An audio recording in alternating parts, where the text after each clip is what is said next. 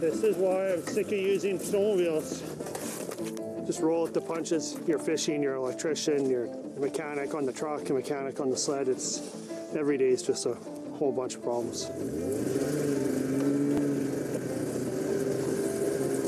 An hour later, we're ready to fish.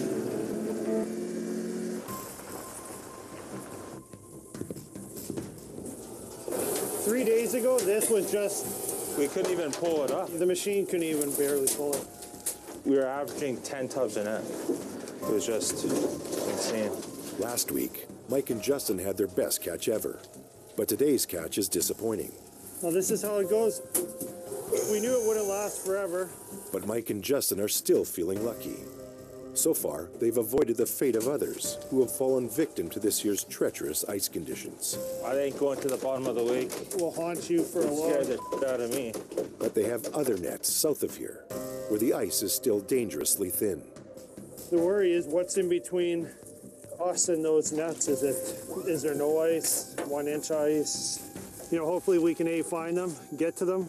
If we can't, they'll just have to sit there. And, you know, once we do get to them, are they frozen in?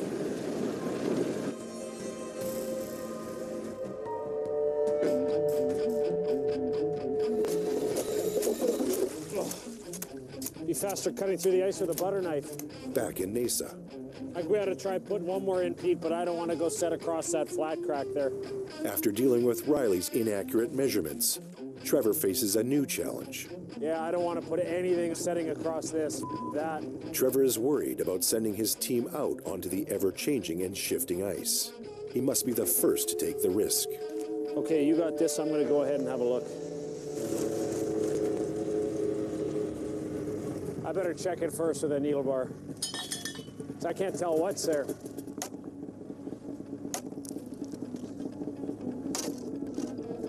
Wide open. I almost was going to go and just cross with this, being careless. It was wide open and just started freezing. Trevor has discovered a flat crack. Had he continued on, he would have plunged through the ice. I'm not going to call it quits just yet, but this is super, super sketchy. I'll wait for Pete to come. I'll have a look. There's nothing there. There's zero. Wide open. We're not going anywhere. Wide open. It's the same as that flat crack the other day.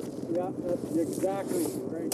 Here, you can play with it if you want. See, you're not going to fall through, but just... No, like, we're out of here. Trevor's crew is not prepared to take any chances. Yeah, I was going to say, you don't go past that. There'll be no more setting nets. It's just not safe. I was going ahead to check the ice because we were going to jump this flat crack to go and start setting. It's a good thing we didn't. I don't even really know what's out there where I'd like to be setting more, but I'm going to still give it a few more days. And that's it for us, I guess. You're fired, right?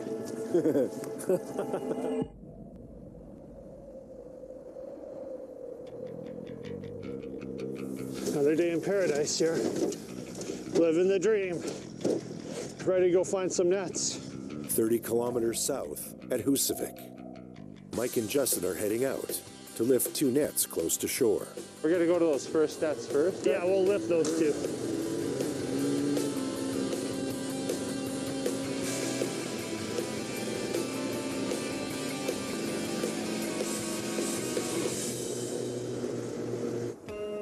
I expect nothing but out of this. Yeah, so do I. It's done. It was good for the first lift. Now it's time to get them out of here. This close to shore, the water is too shallow. The fish they really need are further out. This is the first year since we started fishing that we don't even have 5 pounds of fillets for people to buy at Christmas time, which is not good. After a big start in Hekla, the Husavik boys are striking out at home.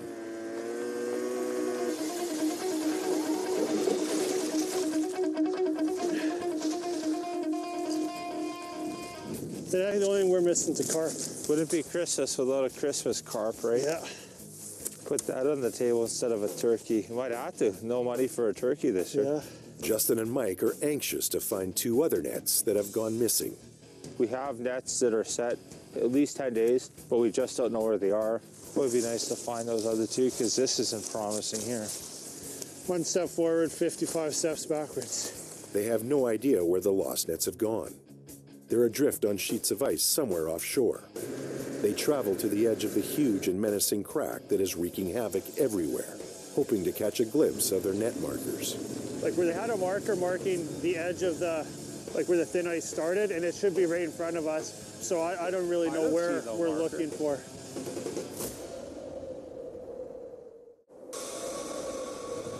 There's supposed to be a marker Right in front of us. where we can go to. Hold on, what the hell is that? Yeah. Is that it? Yeah, it could be it. There it is. Back at Husavik, Mike and Justin have spotted their lost marker, but there's no sign of their nets. They were on the south side of us, so they went south, and then, so they've traveled about a good mile now. They went south, now they're north. They're trolling. They're trolling for fish. The nets are adrift, a result of the giant offshore crack. I don't see anything. They should be right past this marker. Well, do you want to walk on I'm gonna there? go walk, yeah. See if we can get across. Be careful on this part, because this is probably what's like 2 Oh, inches. it probably broke, yeah. Mike and Justin take the risk. The nets and the fish they hold are worth hundreds of dollars. There they are, half a mile from here. Where do you see a peg? Right where that bird's flying. What are those glasses, binoculars, or what? I can't see that. Straight like in front of me. Okay. It looks like eagle-eyed Mike has spotted the missing nets. Oh, there. What are we doing, renting a helicopter? After 3 cold nights, a thin layer of ice has covered the 15-meter crack, which is now under a dusting of snow. It's become a potential death trap. I don't like that. They face a tough decision. Do they write off hundreds of dollars worth of fish and nets, money they desperately need, or do they take their chances on the ice?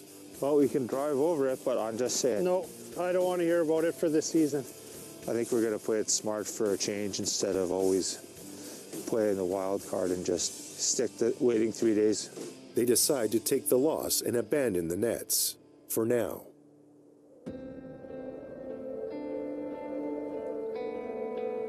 So it opened up, you can see it, all opened up out here. Like a river here, the guys were saying. 8 kilometers north, just outside of Gimli. Jean and Candace are confronting unsafe ice too. You can walk on it. Wouldn't want to take a snowmobile on it though. It was like real close to our end peg with our string of nets on the inside here. Just a thin skiff of ice, a little bit of snow on top, but it almost took our last net of the string. New ice has barely covered a 15-meter wide crack that's hidden beneath a thin layer of snow. It's dangerous and would be easy to miss when traveling, but it's also threatening the Pischke's business. Every one of us have to get out here to make a living. You know, got to get nets in to make paychecks, so. We're getting really anxious too because we can't get farther out to set more, and we can't just be congregated into one area. One will get farther out, and we just can't get out there. We really thought we'd be having an easy winter. It's getting kind of I'm up at night again. exciting now. With not enough nets in the water, fishing is just a hobby. They need to make a living. All they can do now is lift the nets they do have and get whatever fish they can. Well, it looks like there's good fish yet. It's good. I just don't know what to expect from day to day out here anymore. Always something. Yeah, should have did a different job. Why? I don't know, then we wouldn't be happy. I love my job. Yeah, good. You just love being with me. It's a big something. You can get it. We'll let him go. He's old. He's real old. He's probably as old as I am. A big boy. A huge catfish has been snared by their net. He's of little value, so they set him free. There he goes. There he goes. Good healthy lake. Good healthy lake. Good fish numbers. Yeah. It's good fishing, and I know there'd be teeming with fish out here, just can't get there. That's the maddening part of it. Jean and Candace need to get across the crack to safe ice over deeper water. Their business depends on it. We're gonna have to get more nets in. We ought to get across that. Then you don't want to take any big chances. We should have 24 nets in by now, you know? Yeah. Got 15? I want my paycheck just like everyone else wants a paycheck, and you got to get after it. The only thing is, it's up to you how much of a paycheck you want. So I want it all. So got to get out there.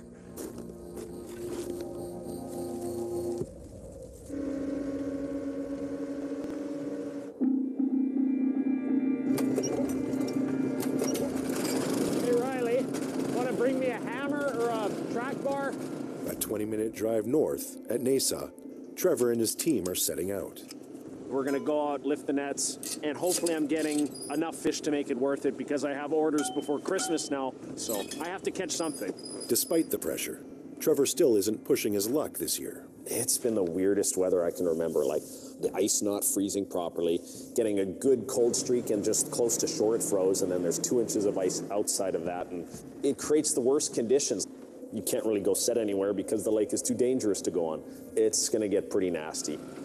It's a cold day, and the boys are going to be cold. I'm cold already. Along with the unstable ice conditions, this is the first extreme weather day Trevor's crew has faced this winter.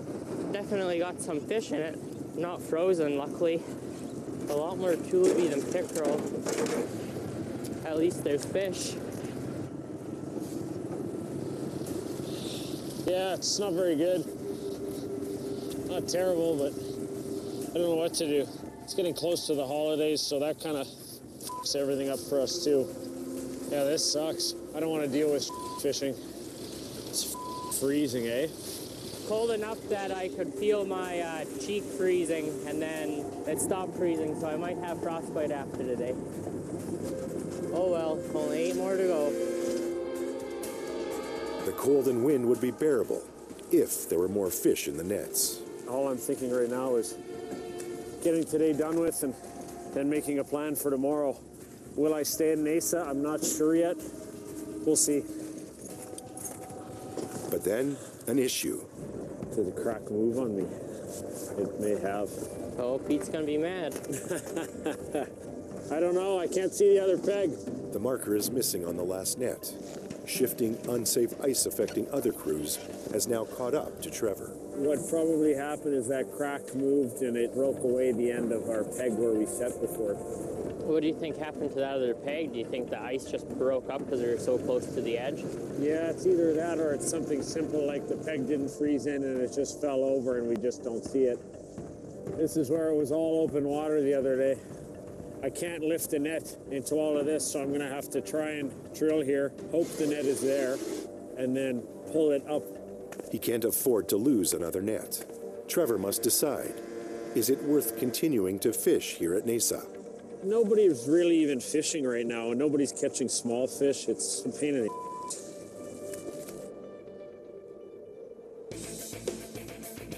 Today we weren't supposed to go on the lake. At the Christensen base camp, near the Narrows. I got a call yesterday evening. Fish is going out tomorrow morning, so I have to lift everything today, get it back to the shop, dress it all, and get it loaded.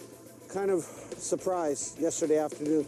It was supposed to be a day off, but Chris has dragged his crew out of bed and rushed north to lift 10 nets this morning.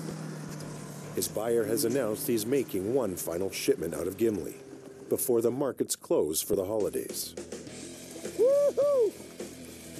It's only been 2 days since these nets were last lifted, but in the lottery that is fishing on Lake Winnipeg, today Chris is a winner. This fish that we catch today has to be on wheels within the next 24 hours. Now the pressure's on to process and ship.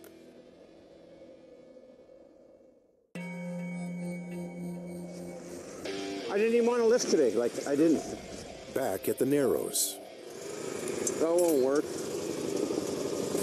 Okay, go ahead. Chris's crew has reached 3 nets so far. They need to lift 7 more by day's end. I gotta have all this whitefish dressed tomorrow before the last truck. I found out yesterday at 5 o'clock in the afternoon. This is f***ing boot. Peace on earth. Twisting and wriggling. Gonna be a lot of whitefish livers tonight. You, I'm gonna have your liver. And you, I'm gonna have yours. Oh yeah, they're just looking at me. They're not even blinking. Geez, if only they knew what was in for them. Oh yeah, here he is. Hey man. Hi. Sorry I didn't let you know. It was kind of a last-minute thing. More help arrives by snowmobile. Chris and his team need all hands on deck today. Naturally caught sustainable whitefish. Our fish is becoming quite popular in the Midwestern United States and into New York City. I've made connections. Hopefully, I'm going to be able to bring from there onto Lake Winnipeg to show them what we're doing with the fish that they're buying. I'd trade all this fish for a T-bone steak. They've almost finished lifting, but the job is only half done. The fish must still be driven home, then prepped and packed for delivery. All this fish will be on the truck. Everything's on the same timeline. Yeah, we got everything done. Peace of mind.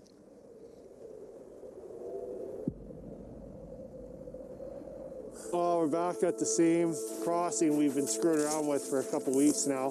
At the massive crack 9 kilometers south of Gimli, Mike and Justin are looking forward to a few days off for the holiday break. But before that, they must find their missing nets. We came yesterday in a blizzard, thought it was good. Then that runway we had of nice flat ice, we're waiting to freeze, broke up again, and we're back down to square one. Mike and Justin are still dealing with a crack that's blocking them from their net stuck on the other side. We're once again back in the exact same spot, trying to get these same 2 nets out. The net started south, moved north, moved further out. We're at minus 30, minus 40 today, and this lake's still busting up, still giving us the thin ice issues to go across. The ice is wreaking havoc with their entire season. We hit a real big high for 2 weeks. Now I feel like I'm at home organized.